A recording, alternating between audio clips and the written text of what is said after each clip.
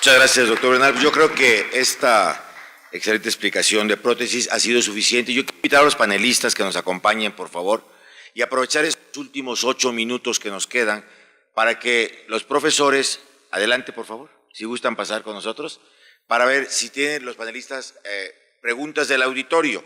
Yo quiero pedirles, de favor, que referirlos a un artículo publicado en la revista Cirugía y Cirujano del grupo de trabajo doctora Angélica Hernández Guerrero, con quien me siento muy relacionado como amigo, como profesionista, y ella y su grupo de trabajo junto con su servidor publicamos un artículo sobre prótesis que ya por 2 años ha sido más citado de la revista Cirugía y Cirujano. Así que me gustaría que lo pudieran leer, en donde se habla de lo que el doctor Bernal nos ha dicho y un poco también acerca de las opciones terapéuticas de prótesis en colon, que quiero dejar en claro que es evidente que en colon la prótesis siempre se usa para descomprimir y como un puenteo, y en ocasiones y en casos muy específicos en descompresión gástrica para colocarla en el canal pilórico.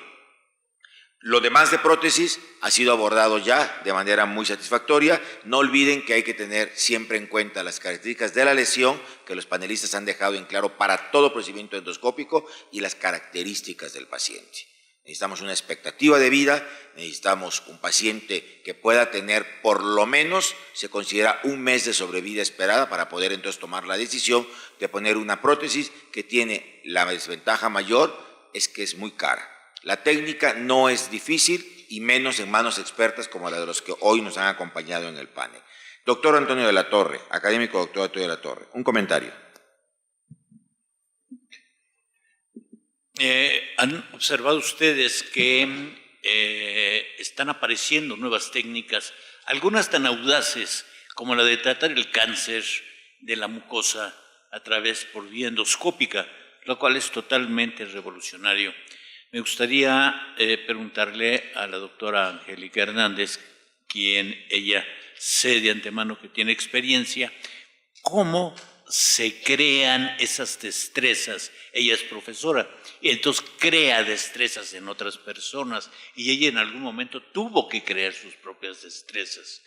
Me parece una audacia quitar cánceres ahora en forma tan sencilla.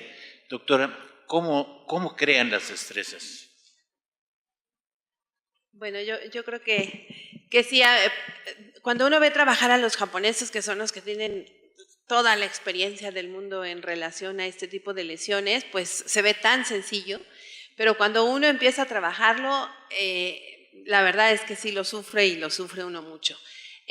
Aquí lo más importante, el primer curso que tomamos fue hace 6 años aproximadamente con el doctor Kudo y con que estuvimos trabajando en Bolivia, un curso de disección submucosa.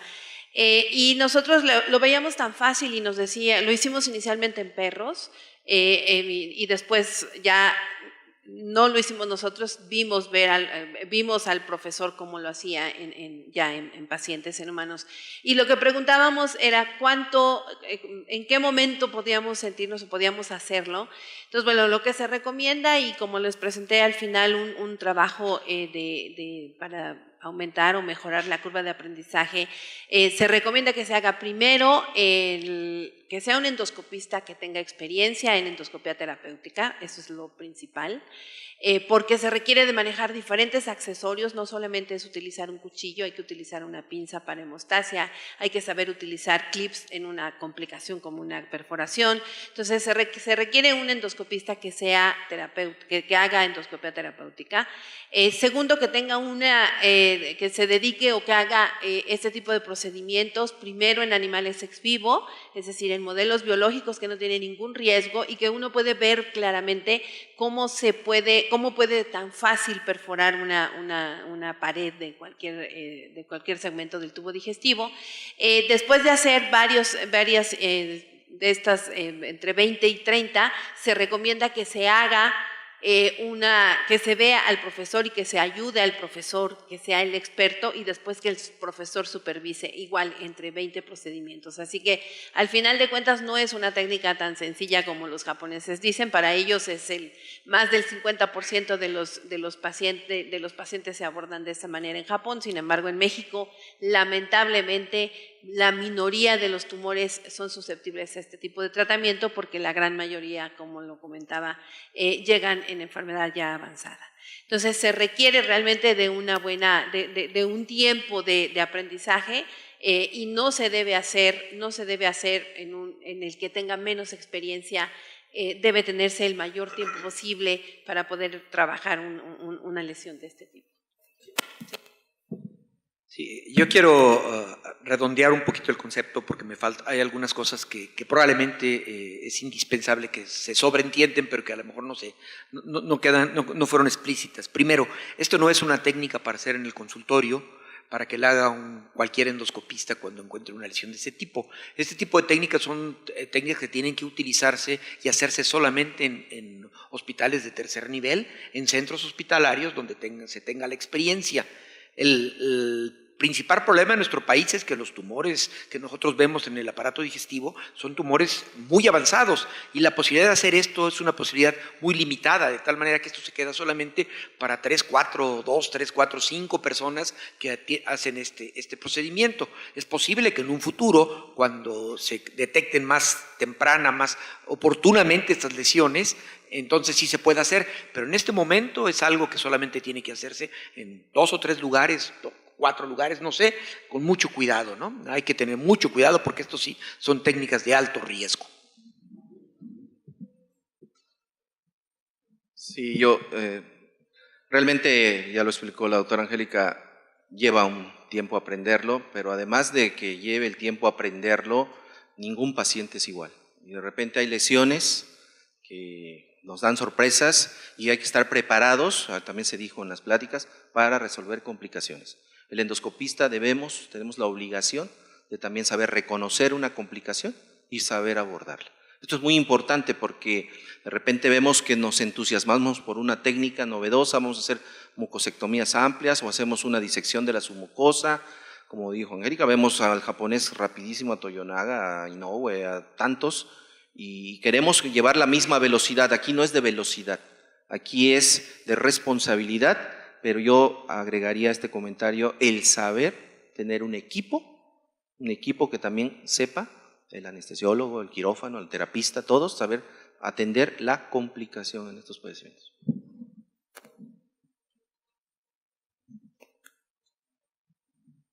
Creo que han sido comentarios muy pertinentes, como siempre, de maestros, son los maestros de las diversas escuelas endoscópicas, pues nos llevan siempre al terreno de la reflexión. Yo quisiera pedirle de favor al académico doctor Leopoldo Gutiérrez Rodríguez, sea él quien haga el comentario final. Perdón, ¿alguien tiene alguna pregunta? Doctor, por favor, con todo respeto, adelante.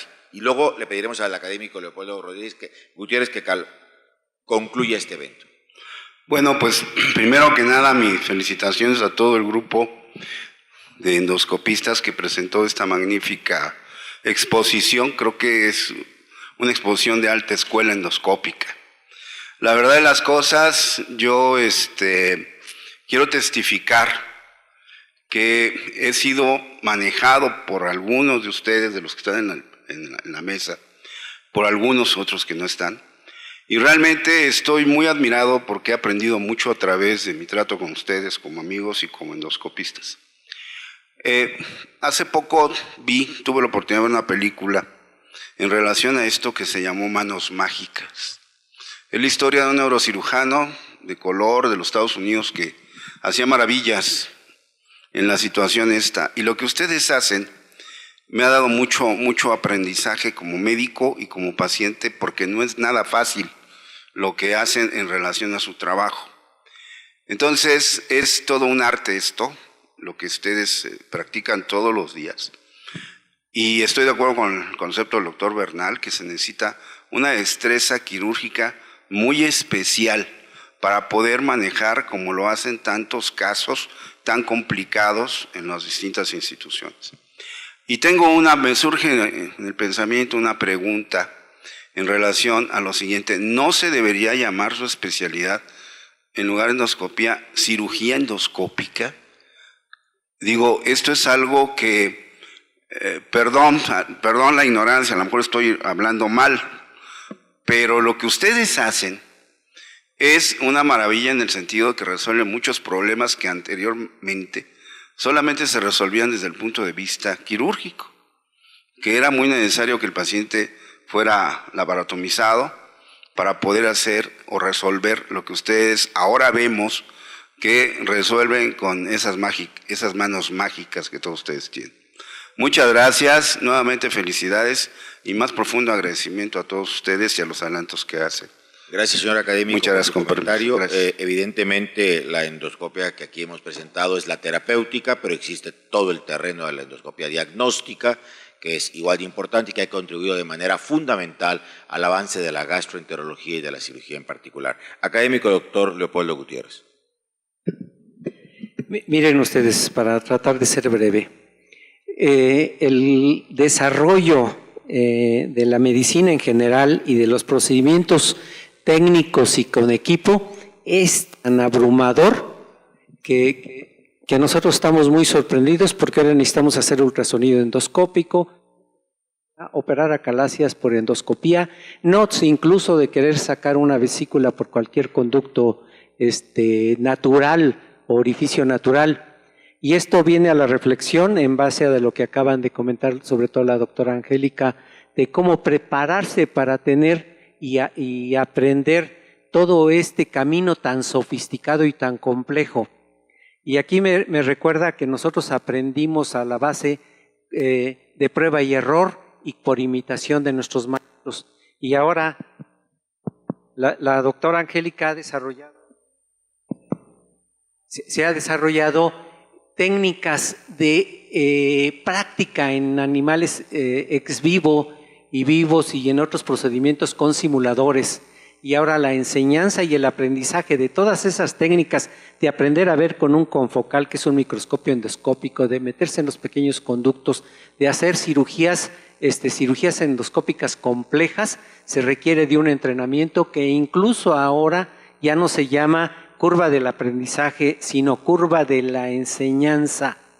Es decir, que los maestros, y aquí todos son un ejemplo de ello, ahora ya no dice, ven a aprender a hacer una mucosectomía, sino ve al alumno y le dice, tú necesitas más horas de bioterio, tú necesitas más horas de biblioteca, tú necesitas unas clases de ética, tú necesitas esto, y ahora la enseñanza está tan compleja que en el primer mundo es casi rutina primero pasar a los simuladores antes de tocar a un paciente. Entonces, si queremos nosotros que esto se desarrolle, solo es en base al trabajo que está por abajo de lo que acaban de ver, pero que ha sido muy importante, como son los entrenadores por modelos ex vivo.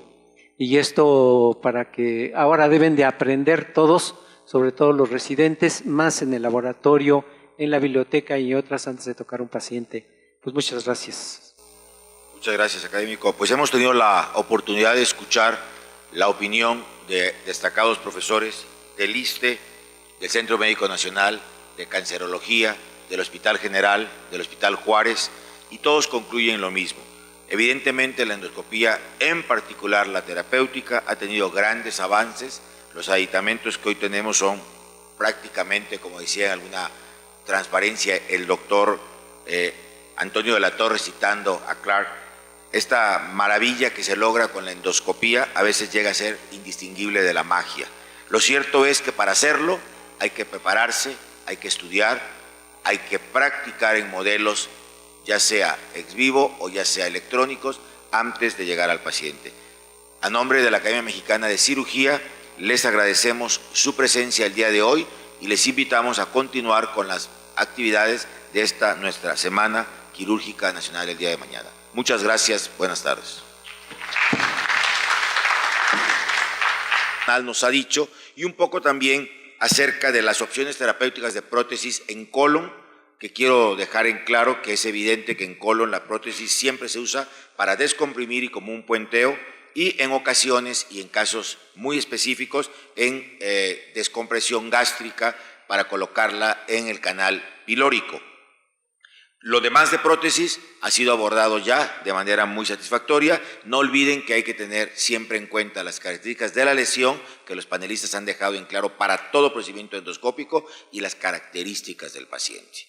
Necesitamos una expectativa de vida, necesitamos un paciente que pueda tener por lo menos, se considera un mes de sobrevida esperada para poder entonces tomar la decisión de poner una prótesis que tiene la... Muchas gracias, doctor Bernal. Yo creo que esta excelente explicación de prótesis ha sido suficiente. Yo quiero invitar a los panelistas que nos acompañen, por favor, y aprovechar estos últimos 8 minutos que nos quedan para que los profesores, adelante por favor, si gustan pasar con nosotros, para ver si tienen los panelistas preguntas del auditorio. Yo quiero pedirles de favor que referirlos a una desventaja mayor es que es muy cara. La técnica no es difícil y menos en manos expertas como la de los que hoy nos han acompañado en el panel. Doctor Antonio de la Torre, académico doctor Antonio de la Torre, un comentario.